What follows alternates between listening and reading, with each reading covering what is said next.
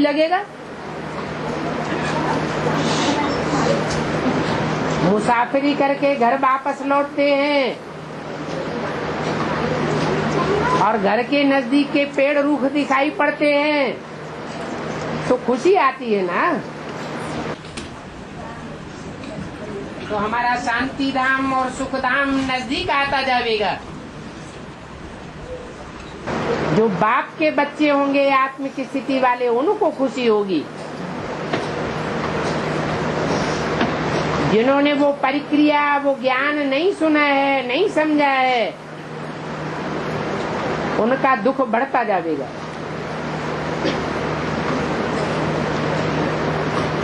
तो अंदर से उमंग उल्लास पैदा होता जाएगा।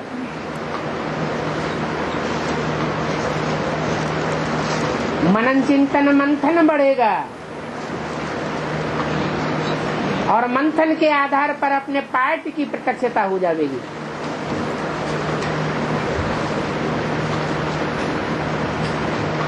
जितना जितना अनेक जन्मों का पाठ क्लियर होता जाएगा, जैसे कि हमारा सुदर्शन चक्र घूमता जाएगा और जो आत्मिक स्थिति का, आत्माओं का, बाप के बच्चों का विरोध करने वाले देह अभिमानी हैं, उनको भी पता लगता जाएगा कि हम तो अहंकारी असुर हैं।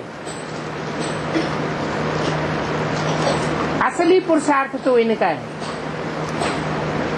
असली प्राप्ति इन्होंने की है, हमने नहीं की। सुदर्शन चक्र कोई एक प्रश्न की बात नहीं है। नंबरवार बच्चे सुदर्शन चक्रधारी हैं।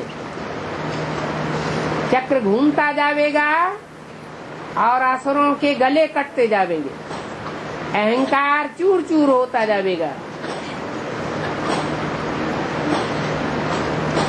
देह रूपी देह अभिमान धराशायी होता जाएगा।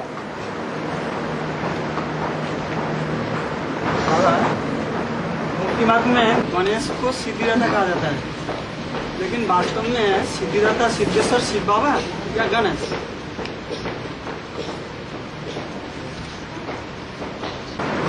दुनिया की कोई ऐसी बात नहीं जो तेरे पर लागू न होती हो।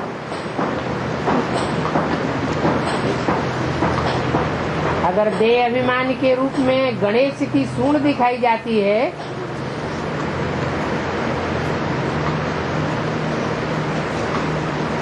ज्ञान सुनने और सुनाने की निशानी बड़े बड़े कान दिखाए जाते हैं, बुद्धिमत्ता की निशानी चौड़ा माथा दिखाया जाता है,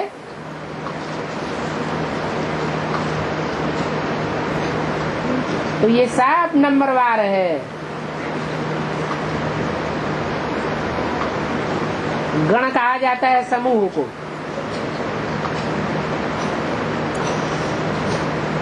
गणेश कहा जाता है समूह का ईश्वर। जैसे क्लास होता है तो क्लास में एक मॉनिटर होता है,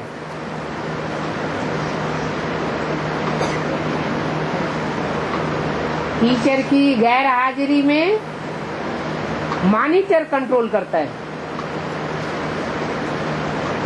ऐसे ही आत्माओं के बीच में जो देवात्माएं हैं, उनमें कोई बच्चा है जो समूह का मुखिया है, कंट्रोलर है, वो देवताओं का ईश्वर है, देवताओं का स्वामी है, विधर्मियों का स्वामी नहीं है। मुख्य विधर्मी है 6, इस्लामी, बौद्धि, क्रिश्चियन, सन्यासी, मुस्लिम और सिख। इन 6 का मुखिया षण्मुख दिखाया जाता है, 6 मुख वाला। उसका नाम रखा गया कार्तिकेय।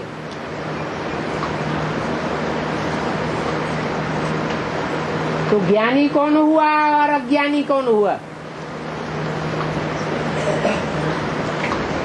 जो अनेक मुखों से बात करता है वो हुआ अज्ञानी। कभी एक बात करता, कभी दूसरी बात करता, कभी तीसरी बात करता। और जो सदैव एक की ही सुनता है, एक की बात बोलता है, एक को ही याद करता है।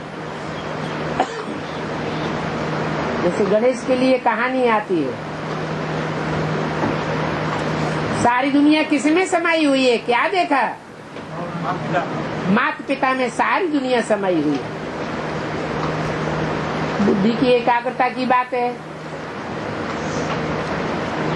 किसी ने ये एकाग्रता रूपी योग ज्यादा सीख लिया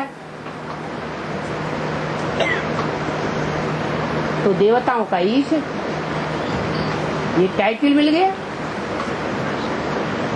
बाकी भगवान तो देवताओं का भी ईश्वर है और असुरों का भी ईश्वर है। भगवान के लिए ये बंटवारा नहीं है जैसे भगवान के बच्चों के लिए बंटवारा है।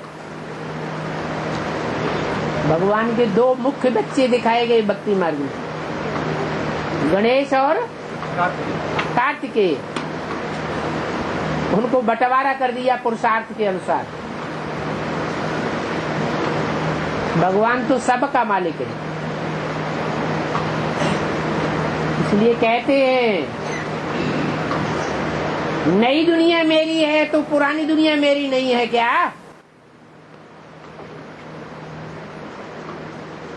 और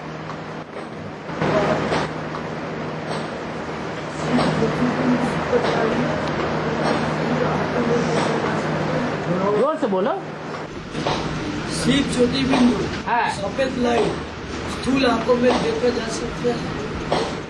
खुली आंखों में स्थूल आंखों। तो साक्षात्कार की बात है। साक्षात्कार बंद आंखों से भी होता है और खुली आंखों से भी होता है। लेकिन साक्षात्कार जो है वो पवित्र आत्माओं को होता है। अपवित्रता बुद्धि में समाई हुई है, कर्मेंद्रियों में समाई हुई है, तो साक्षात्कार नहीं होता है।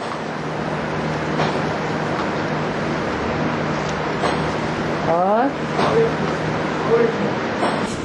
बेला कितना बजे से कितना बजे तक?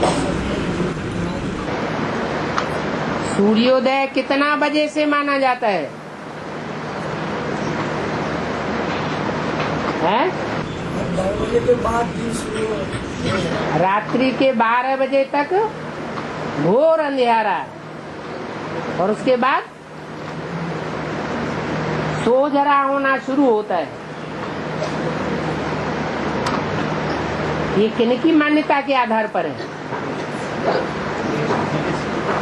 विदेशियों ने ये बात निकाली कि सूर्य का उदय रात्रि के 12 बजे से ही होना शुरू हो जाता है। रात्रि के 12 बजे तक सूर्य अंधकार में जाता है, अंधेरे में जाता है और उसके बाद 12 बजे से उभरना शुरू होता है। अब है तो विदेशियों के लिए भी अंधकार की बात और देशियों के लिए भी अंधकार की बात। सूर्य अंधकार में जाता है या दुनिया अंधकार में जाती है? दुनिया अंधकार में जाती है। एक ही टाइम पर एक देश में अमृत वेला और दूसरे देश में नुमा शाम का समय हो जाता है, अंधेरी रात हो जाती है।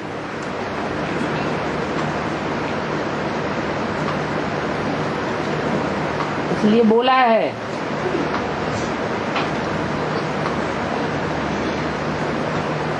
विशेष आत्माएं कुछ ऐसी भी हैं कि कोई भी टाइम पर वो अमृत बेला बना सकती है, वो काल में बंधी हुई नहीं है। जो काल के गाल में बंध जाते हैं वो अष्टदेवों की लिस्ट में नहीं आते, कभी भी उनका फाउंडेशन बेला है, क्योंकि सदैव सूर्य से कनेक्टेड है।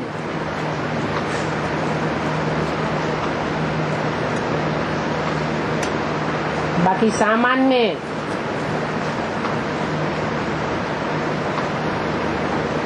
स्थिति में सामान्य पुरुषार्थियों के लिए 12-1 बजे के बाद अमृत बेला है।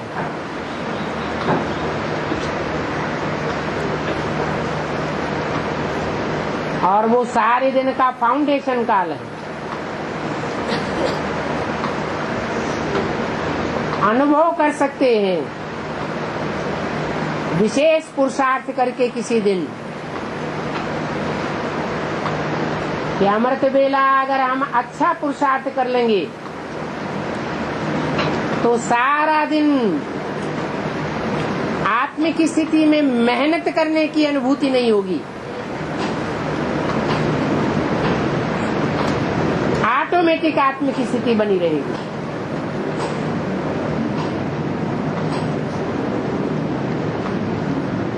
हल्कापन बना रहेगा।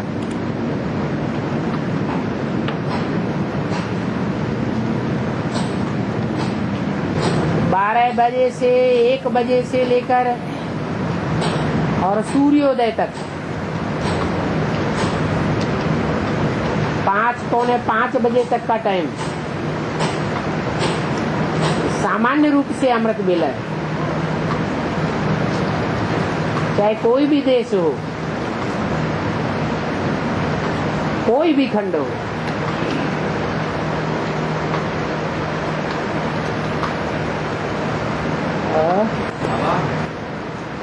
वार्तालाप 328 में बोला गया है कि 7 दिन में जो क्लास करेगा वो क्रिश्चियन व मुस्लिम कहलाया जाता है।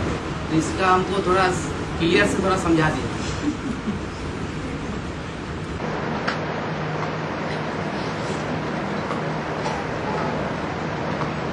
भक्ति मार्ग में मुसलमान या क्रिश्चियंस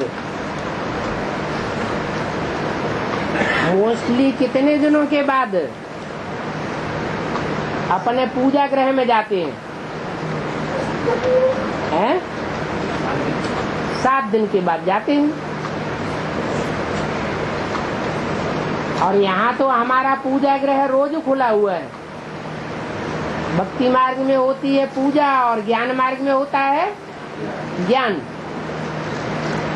ज्ञान है पढ़ाई, पूजा को पढ़ाई नहीं कहा जाता। तो पूजा के हिसाब से जो करने वाले हैं वो भले 7 दिन में 1 बार जावे, लेकिन जो पढ़ाई पढ़ने वाले रेगुलर स्टूडेंट हैं, पंक्चुअल स्टूडेंट हैं, उनको तो रोज ही पढ़ाई पढ़नी है, क्योंकि ये सुप्रीम टीचर की पढ़ाई है। इसमें तो बिल्कुल गफलत नहीं करना है। और जो देशी हैं, पक्के भारतवासी हैं, वो भारत में आए हुए भगवान के महत्व को जानेंगे, या जो विदेशी धर्म खंड के हैं वो भगवान के महत्व को जानेंगे। भारतवासी जानेंगे, महत्व को जानेंगे तो पढ़ाई के महत्व को भी जानेंगे। भगवान को ही नहीं पहचानेंगे, ये ऊंचे से ऊंचा टीचर है, तो पढ़ाई को भी वैल्यू क्यों देंगे?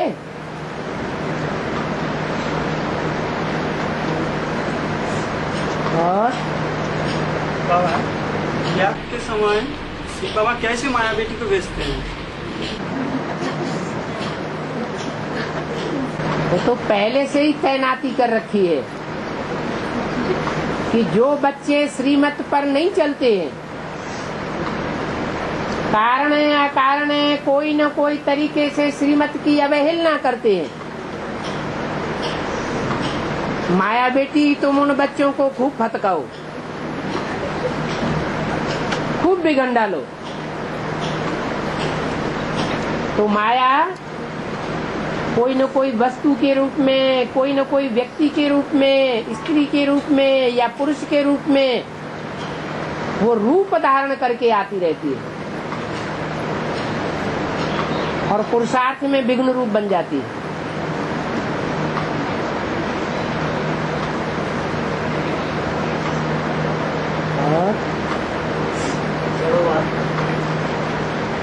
बाबा, मैं बोलता हूँ कि साक्षात्कार कोई चीज का होता है, साक्षात्कार माने हाँ। कोई पाप करो या पुण्य करो, हाँ जी। साक्षात्कार तो बाप बोला है, कार्य को उसको सजा दिया जा सकता है, ऐसे तो नहीं दूंगा, पहले सजा देखा के तब दूंगा। ये सजा कब तक काट सकता है, जब तक जितना माने उसको पुरुषार्थ हो उतना तक देख कर उसके बाद की आगे तक जा सकता है। क्या पूछ रहे? मैं पूछ रहा हूँ, आप अपनी बंगाली में बोल दीजिए, नहीं बोल पा रहे हैं। बंगाली नहीं है, हिंदी बोल रहे हैं। बोलता है जैसे धर्मराज का पिटाई होता ना, है धर्मराज का पिटाई, तो धर्मराज का जो पिटाई है साक्षात्कार के बाद ही होगा ना। जैसे जो जो कर्म किया उसको जो रिपीट होगा या भगवान जो दंड देगा, धर्मराज जो दंड देगा वो पहले साक्षात्कार कराएगा। कोर्ट में भी कोई को सीधे सीधे सजा नहीं दी जाती है, पहले साबित कराया जाता है, अंजाम कराया जाता है, ये गलती हुई तो ये भी बेहद का कोर्ट है, साक्षात्कार कराते जाएंगे और सजाएं देते जाएंगे। उसको आगे फिर बाद में बताया जाएगा, है उसको आगे क्या उसको सजा मिलेगा उसको बाद में बताया जाएगा। जितना जैसी जैसी सजा वैसा वैसा उसने कर्म किया होगा। अगर कर्म जघन्य है, पाप कर्म जघन्य है, तो उसकी सजा भी जघन्य होगी। अच्छा, सजा का जो अनुभव है वो तो खुद करेंगे या सारा दुनिया के बीच में, जैसे कुंगू हो जाए या पैरालाइसिस हो जाए, इसी तरह सबको पता चलेगा ये सजा ज्यादा खाने वाला है, ज्यादा दास दासी बनने वाला है, ये सजाएं कम खाने वाला है, ऊंच पद पाने वाला है। कोर्ट लगती है तो कोई गुप्त में कोर्ट लगती है क्या, कि पब्लिक के बीच में? सजा तो हॉट और बेहद ये होता है, हम तो बेहद का सजा ही होगा। हाँ बेहद का सजा होगा इधर। हाँ जी, बेहद की सजा होगी, लेकिन शरीर धारण करा के सजा होगी। जैसे देखिए कोई काम किया वो छुपा हुआ है, अगर उसका सजा ऐसा ही मिलेगा, पाँव टूट जाए या हाथ टूट जाए या और कुछ होगा, इसी तरफ से होगा ना, या ड्रापोट से होगा। पद यहाँ डिक्लेयर होने हैं और सजा द्वापर में मिलेगी।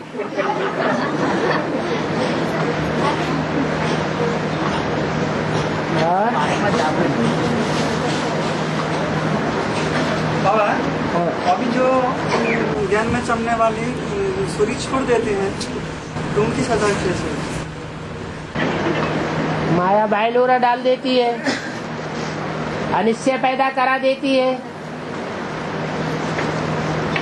कोई गुरु के रूप में, कोई व्यक्ति के रूप में, तो अनिश्चय पैदा हो जाता है। अनिश्चय बुद्धि विनश्यते माने मर जाता है। एक जगह मरेगा तो दूसरी जगह जन्म लेगा। एक जगह से अनिश्चय बुद्धि हुआ, मर गया, तो दूसरी जगह जाकर जन्म लेता है। माना कोई ने अपनी तरफ खींच लिया, निश्चय बुद्धि बना दिया, जाकर के दूसरा जन्म लिया। बाबा अभी जैसे ज्ञान में चलते चलते बहुत को देखता है, बहुत बीमारी हो जाता है या बहुत शरीर खराब होता है, वो क्या पहले जन्म का सजा का होगा इसी जन्म का? इस जन्म में जो पाप करते हैं उसका 100 गुना बोझा चढ़ता है। पिछले जन्म में जो पाप किए थे उसका 1 गुना बोझा चढ़ता था। पिछले जन्म के किए हुए पापों का अक्स यहाँ आता है, रिहर्सल यहाँ होती है, शूटिंग या रिकॉर्डिंग यहाँ होती है। यहाँ अगर हम अलर्ट हो जाएं तो बहुत कुछ बारा न्यारा हो सकता है। हाँ, इस जन्म में जैसे पैरालाइसिस हो जाता और कुछ हो जाता, वो क्या इस जन्म का ही होता?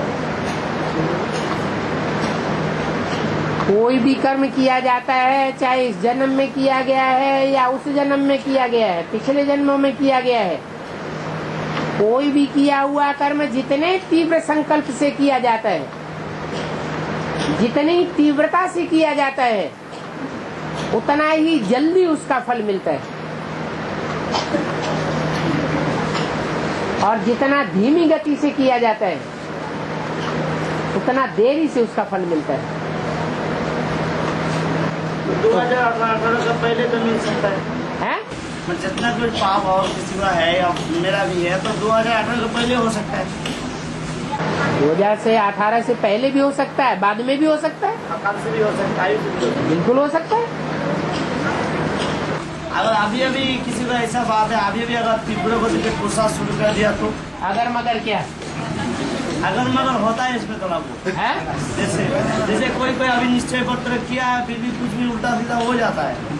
अपने आप थोड़ी हो जाता है, करने से होता है।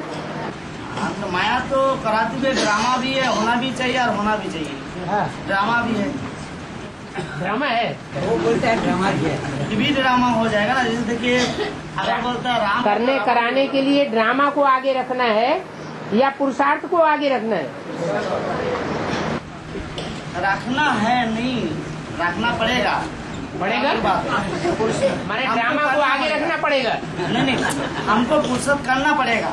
हाँ, पुरुषार्थ करना ही है, लेकिन हम इतना जो जो काम किया अभी तो आइडिया ला गया, पता नहीं है ना। पता नहीं है लेकिन आइडिया हो गया। किस बात का आइडिया हो गया? नेगेटिव आइडिया हो गया या पॉजिटिव हो गया? जैसे हमारा ये निश्चय हो गया हम आत्मा है, जो हम आत्मा है तो एक जन्म हम नहीं ले सकते है? एक जन्म हमारा नहीं हो सकता है। यहाँ पहुँचने वाला आत्मा एक जन्म नहीं हो सकता है। क्यों आत्माओं के एक जन्म नहीं होते? यहाँ पहुँचने वाला एक जन्म होगा। तो यहाँ हर धर्म की हर कैटेगरी के बीज नहीं है क्या?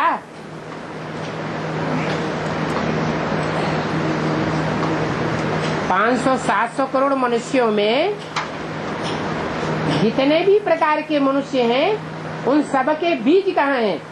यही है। ये तो सारे बीज यहाँ बैठा हुआ ना। हाँ जी, तो ये सब यहाँ नहीं तो कहीं दूसरी जगह बैठे हैं, बम्बई में बैठे होंगे।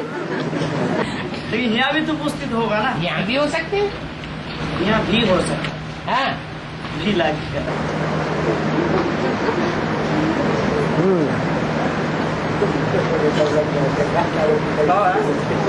बेसिक में अभी जो बड़े बड़े दीदी दादियों सूरी छोड़ देती है हाँ जी। तो वो लोग कहते हैं कि वो लोग एडवांस में चले जाती है, लेकिन वास्तव में वो लोग कहाँ जाते हैं?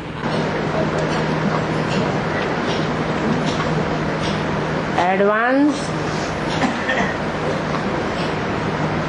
कोई ऐसे नहीं है कि ऊपर है,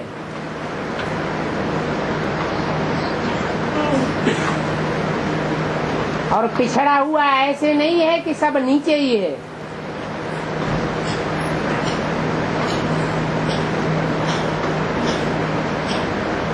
आगे आगे ऐसे होंगे जो शरीर छोड़ते जाएंगे और पिछड़े हुए वर्ग में गिरते जाएंगे। एडवांस की जो पिछड़े वर्ग की आत्माएं हैं उनमें प्रवेश करेंगे।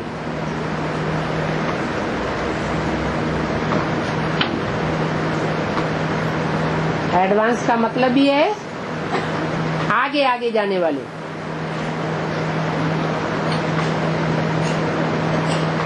तो वो तो उनकी मान्यता है कि शरीर छोड़ गए, मन एडवांस चले गए। उसका प्रूफ कुछ भी नहीं है।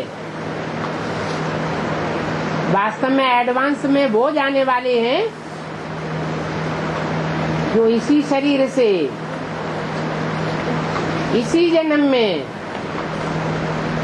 पूरी सिद्धि प्राप्त करेंगे,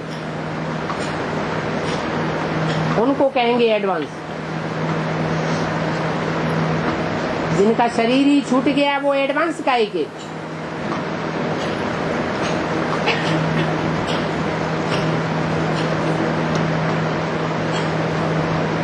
और हिंदी राजा जो था उनका थोड़ा हिस्ट्री बताइए। दिलवाड़ा मंदिर बनाया वो, हिंदी राजा हाँ दिलवाड़ा मंदिर बनाया। हाँ जी।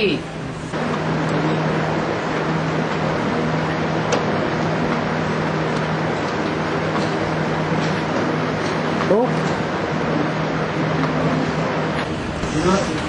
ये बताइए दिलवाड़ा वो कौन है अभी जो वो आदमी कौन होगा दुनिया में? दिलवाड़ा मंदिर कौन बनाता है? चैतन्य में दिलवाड़ा मंदिर कौन बनाता है? अच्छा, जड़ में दिलवाड़ा मंदिर या लक्ष्मी नारायण मंदिर विशेष किसने बनाए हैं? अरे भारतवर्ष में बड़े बड़े शहरों में लक्ष्मी नारायण के मंदिर बने हुए हैं। बिरला व्यापारी है कोई जिसने लक्ष्मी नारायण के मंदिर बनाए? वो तो हद की बात हो गई।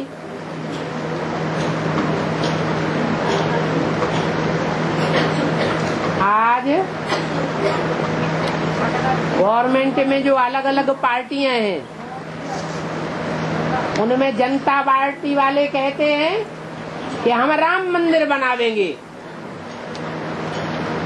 अब राम का मंदिर राम बनावेगा, मंदिर माने घर, अपना घर राम बनावेगा, ये कोई दूसरा बनावेगा?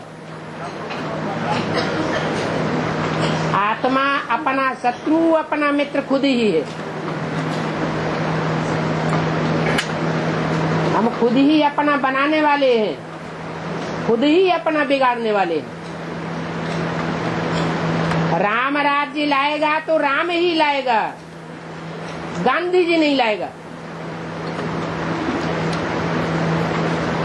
ऐसे ही बिरला मंदिर, जो लक्ष्मी नारायण मंदिर बने हुए हैं वो यादगार हैं कि लक्ष्मी नारायण मंदिर किसने बनाया होगा? असल चैतन्य में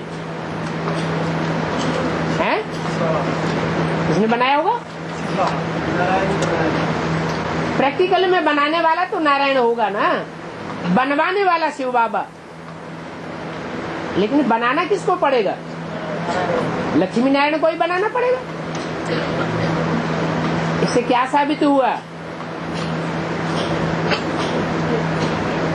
कि जो भक्ति मार्ग का दिलवाड़ा मंदिर बनाया है वो बनाने वाला गुजरात का राजा भीमदेव किसका पार्ट हुआ?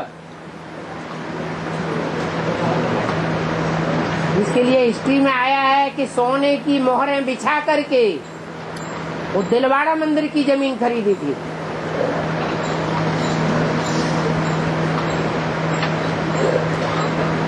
ब्रह्माकिशोर बाबा हैं? ब्रह्माकिशोर कौन? ब्रह्माकिशोर ब्रह्मा की सोल सतयुग में लक्ष्मी नारायण का मंदिर बनाएगी या संगम युग में बनाएगी? है? प्रैक्टिकल में मंदिर कहाँ बनता है उनका? है? ब्रह्मा सरस्वती की आत्मा जो मंदिर बनाएगी वो मंदिर सतयुग में होगा या संगम युग में होगा? कहाँ होगा? सतयुग का प्रारब्ध यहाँ बनाया है, लेकिन प्रारब्ध वहां पावेंगे, क्योंकि उतनी तीव्र गति से पुरुषार्थ नहीं किया है। जो तीव्र गति के पुरुषार्थी हैं वो यही पुरुषार्थ करते हैं और यही पद प्राप्त कर लेते हैं।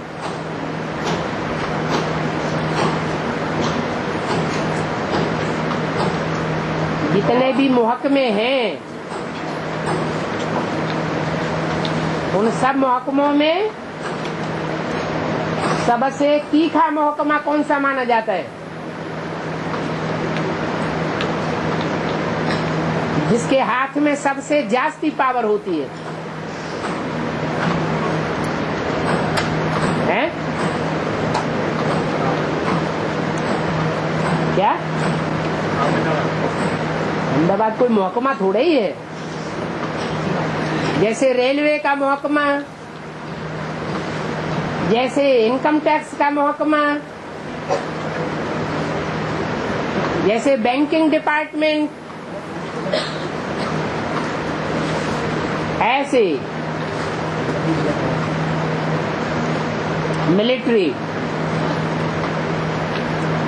मिलिट्री में सबसे जास्ती पावर होती है। बाप की भी ये रूहानी मिलिट्री है, और जितना ही गुप्त होगा उतना ही ज्यादा पावरफुल होगा। ये गुप्त मिलिट्री है।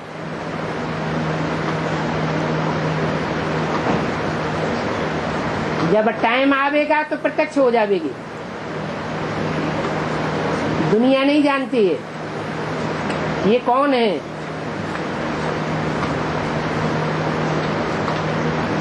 और कितने बड़े बाप के बच्चे हैं।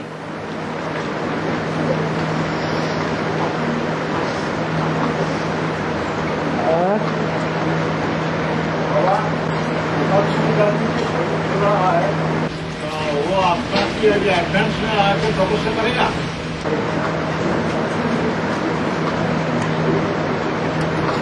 तपस्या जो है वो शरीर रहते की जाती है या शरीर छोड़ने के बाद की जाती है? हैं? शरीर रहते की जाती है। शरीर रहते तपस्या की जाती है। तपस्या तो जो होनी थी वो हो चुकी, उसका फल उनको 1-2 जन्म के बाद मिलेगा। अभी तो उनको जो आत्मा को पार्ट बजाना है वो सहयोग का पार्ट बजाना है, इंस्पिरेटिंग पार्टी का पार्ट बजाना है। जितना जितना ज्ञान में वो आत्मा दक्ष होती जाएगी, एडवांस ज्ञान में गहरी होती जाएगी, उतना उतना सूर्यवंशियों की ओर बढ़ती जाएगी। अभी फिलहाल उसमें जो संस्कार भरे हुए हैं वो इस्लाम धर्म के भरे हुए हैं या चंद्रवंशियों के भरे हुए हैं या सूर्यवंशियों के संस्कार हैं। इस्लाम धर्म के संस्कार हैं तो इस्लामियों में ही जाके प्रवेश करेगी।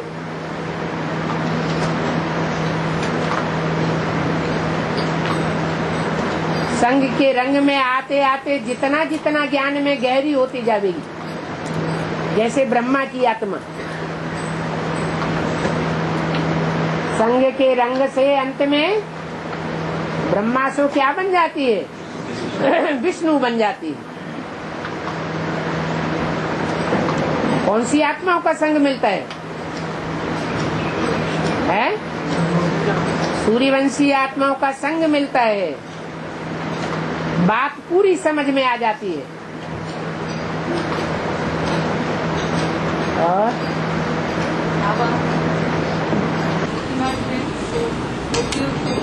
ब्राह्मण नहीं कहते हैं? ब्राह्मण नहीं कहते, ब्राह्मण ही नहीं कहते गोपियों को इसका कोई कारण गोपी माना गुप्त पुरुषार्थी।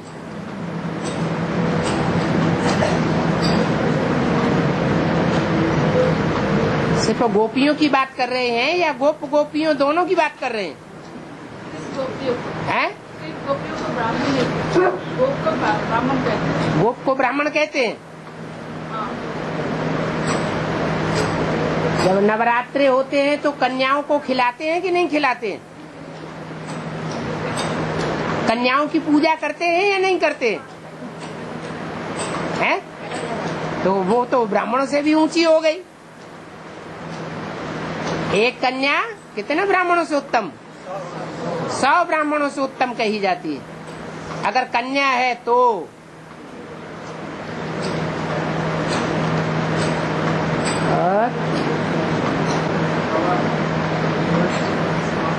इतना पावर है कि शीशा तोड़ के निकल जा सकता है।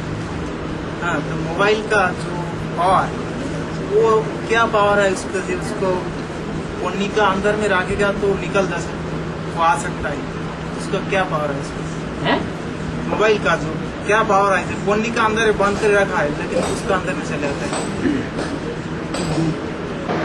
आत्मा भी बैटरी है, वो चैतन्य बैटरी है, और मोबाइल में भी बैटरी है, वो जड़ बैटरी है। बैटरी निकाल दो, मोबाइल बेकार। अब वो बैटरी छोटी से छोटी बना दो, बटन मुआफिक, या बड़ी से बड़ी बना दो, है? हाँ जी, पावर की बात है। और आसमान का जो जड़ा सूरज है, हैं? आसमान में जो जड़ा सूरज है, सूर्य जड़त्व है। हाँ, हाँ। सूरज है, उससे तो दूसरे ग्रह निकला। हैं? जो ग्रह है, नवग्रह है, हाँ, तो वो आसमान का जो सूरज है, जड़ा सूरज, उससे तो निकला। जो भूगोल कहते हैं, विज्ञान में है। तो विज्ञान में क्या है? जो सूरज से ग्रह आता है, जो ग्रह है उपग्रह तो आता है इधर जड़ ग्रह। सूर्य भी जड़ है, सूरज भी जड़ है। वो सूर्य भी जड़ है, और जो ग्रह नक्षत्र दूसरे हैं वो भी जड़ हैं। और उनका मिसाल दिया जाता है हम आत्माओं के साथ। इस आकाश में 9 लाख सितारे हैं, ऐसे मान्यता है।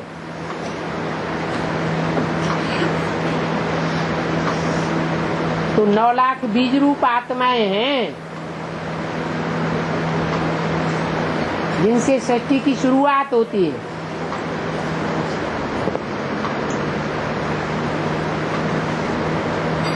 उनमें कुछ हैं सूर्य के साथ, और कोई हैं चंद्रमा के साथ।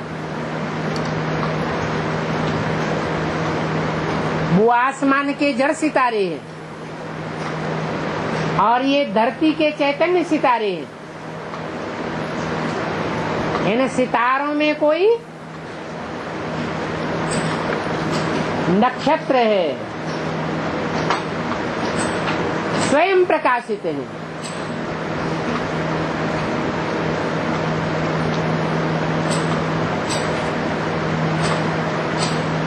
और कोई स्वयं प्रकाशित नहीं है। नक्षत्रों या सूर्य के प्रकाश से प्रकाशित है।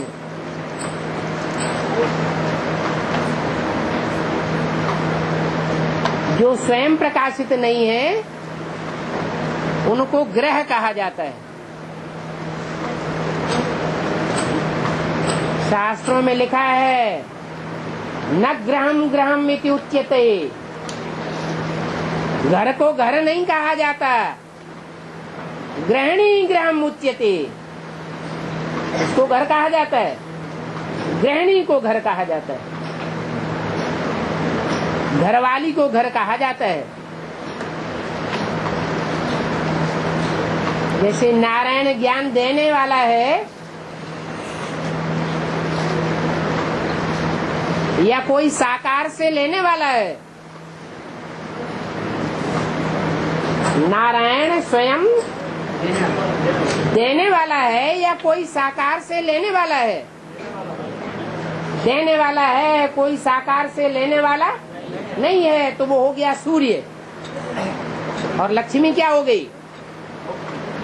गृहिणी हो गई, घरवाली हो गई। वो नारायण से लेने वाली है, उसको देने वाली नहीं है। बच्चों को देने वाली। तो नक्षत्र, उससे निकलता है ग्रह, वो हो गई रचना। और ग्रहों से निकलते हैं उपग्रह, वो हो गए बच्चे। तो पृथ्वी है माता, सूर्य है पिता और चंद्रमा है बच्चा।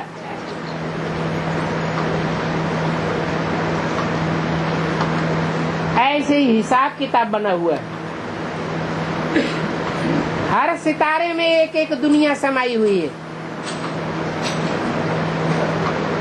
तो वो बीजरूप सितारे हैं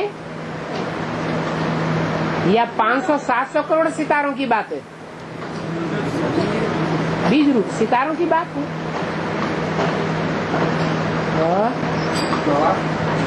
आत्मा 5-10 साल जन्म छोड़ने के बाद मनुष्य होकर ज्ञान छोड़ देता है। इसी आत्मा इसी शरीर में की नर से लक्ष्मी बनता है। एक बार अनिश्चय बुद्धि हो गया, इससे साबित हुआ कि इस जन्म में नारायण नहीं बन सकता, अगले जन्म में बन सकता है। सूर्य अंधकार में नहीं आता,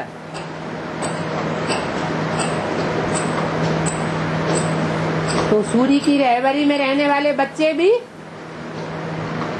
अंधकार में नहीं आना चाहिए।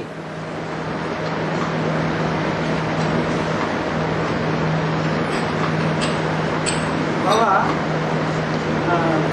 मैंने सुना है जो 84 जन्म ही मनुष्य जन्म 84वां जन्म होता है, तो उनका सवासमान का मिला के 84 लाख हो जाता है।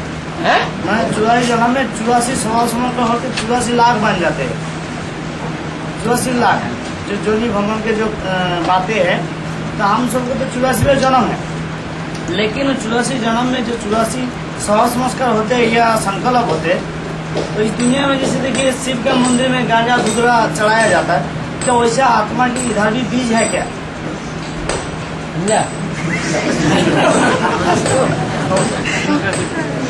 समझा?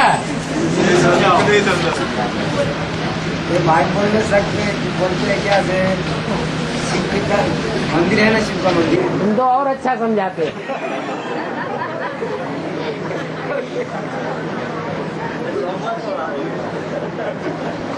मैं जैसे बोलते 84वां जन्म है। हाँ जी। तो 84 जन्म में मतलब तुम सुधार गया तो सारा दुनिया सुधार जाएगा। ठीक है। तो तुम्हारे अंदर 84 जन्म का संस्कार ऐसा ऐसा होता है, जैसे काला सांप होता है तो उस खानदान के सारा काला ही होता है। तो तुम्हारा संस्कार सब कुछ क्रिया मकड़ा भी है। अगर तुम भी सुधार गया तो दुनिया सुधार जाएगा। इस सारा दुनिया में जो अभी शिव का मंदिर में जो गांजा धूजा चढ़ाते हैं, वैसा संस्कार आत्मा की यहाँ बीज है क्या? एक आत्मा है जिसके लिए संसार में कहते हैं आत्मा सो परमात्मा। माने उस आत्मा में सब प्रकार के संस्कार भरे हुए। जितने संस्कार उस आत्मा में भरे हुए हैं, उतने संस्कार और कोई आत्मा में नहीं भरे हुए।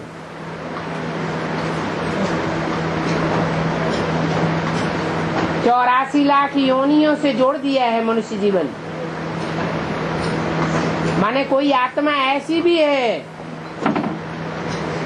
जो 84 लाख योनियों माफिक पार्ट बजाती है।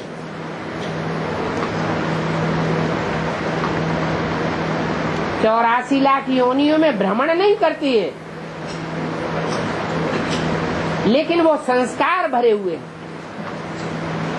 इसलिए बोला दुनिया की कोई ऐसी बात नहीं है जो तेरे पर लागू न होती हो।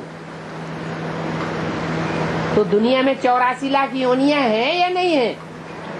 हैं? वो 84 लाख योनियों में कोई ऐसी योनि है जो उस तेरे एक के ऊपर लागू न होती हो?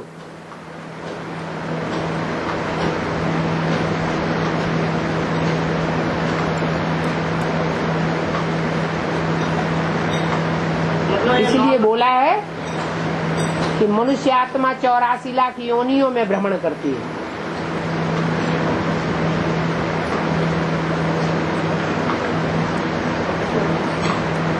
बाबा कहते ये शास्त्रों का वितंडावाद कहाँ से शुरू हुआ? द्वापर से। शुरू करने वालों में सबसे जास्ती धूर्त कौन हुआ है? उसका नाम क्या है? व्यास। कहते हैं व्यास भगवान।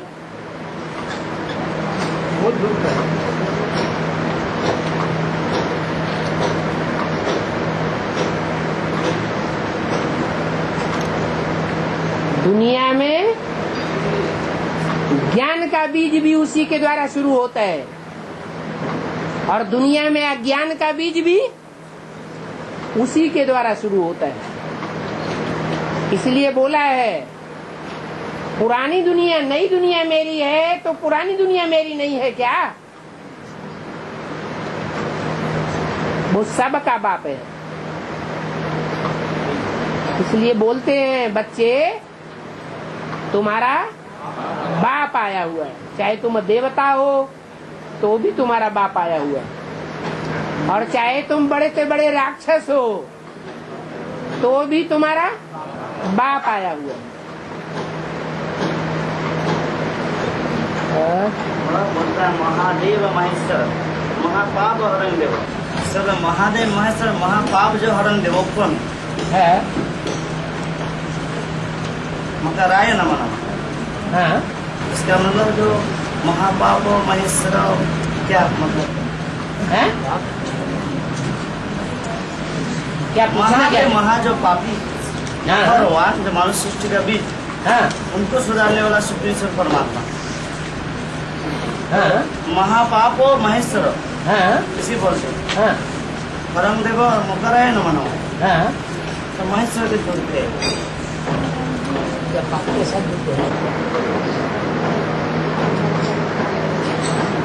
ये कहते हैं ब्रह्मा देवताय नमः, विष्णु देवताय नमः, शंकर को महादेव कहते हैं,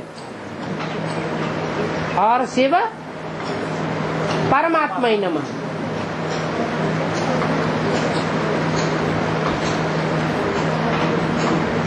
शिव को सबसे ऊंचा रखा हुआ है। शंकर को इतना ऊंचा नहीं रखा है। हाँ, जब नाम जोड़ा जाता है तो next to god is Shankar है, वो शिव नहीं है। ऊंचते ऊंचे शंकर नहीं है। ऊंचते ऊंचे किसको रखेंगे? शिव को रखेंगे।